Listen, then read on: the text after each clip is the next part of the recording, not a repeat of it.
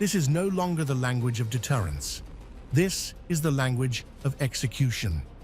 Iran says it has entered the 75th wave of what it calls Operation Promised Truth 4, and at the center of this phase is a claimed strike on the Prince Sultan Air Base in Saudi Arabia.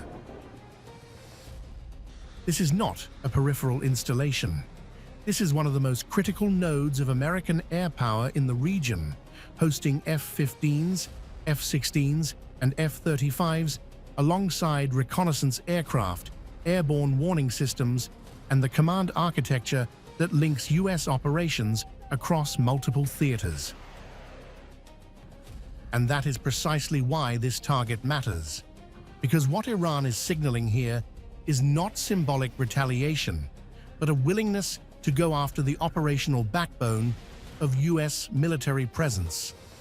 Prince Sultan functions as a command and control hub, a center where surveillance, strike coordination, and aerial dominance converge. But this campaign is unfolding across two fronts. Alongside the strike on a US-linked base, Iran's army claims it launched drone attacks on Israel's aviation industry complex, the IAI facilities near Ben Gurion. These are not symbolic targets. These facilities sit at the core of Israel's ability to produce drones, missile systems, and advanced air defense technologies. And then comes the most consequential layer: intelligence. Iranian statements claim that new deployment locations of Israeli forces have been identified, including attempts to conceal personnel inside civilian settlements. The warning is explicit: concealment will not ensure survival.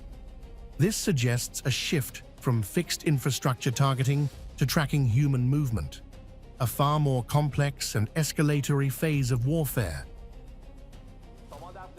You must be accountable and just toward the people of America, because due to your wrong policies, American soldiers are being killed daily in the war you have initiated, and they are drowning in their own blood.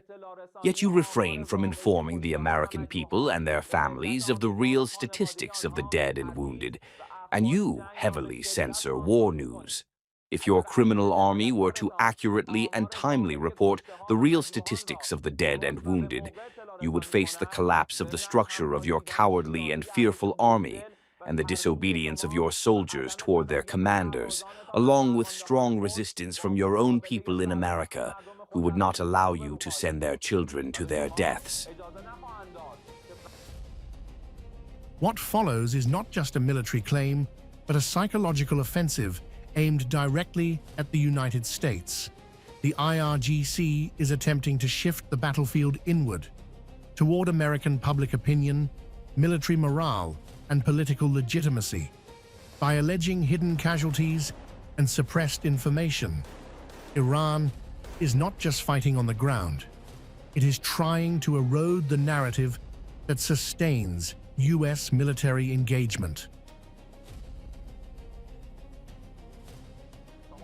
Politicians, especially Trump, the foolish president of America, cannot achieve any results for this war and aggression against powerful Iran through media circus. Look at the fields and streets of powerful and honorable Iran in all cities and villages. You will see nothing but beauty, pride, resistance, and strength. You mistook war with the honorable nation and the capable armed forces of Iran for Hollywood-made films and fictional heroes, and with miscalculations you began this aggression. Perhaps you could never have imagined so many defeats.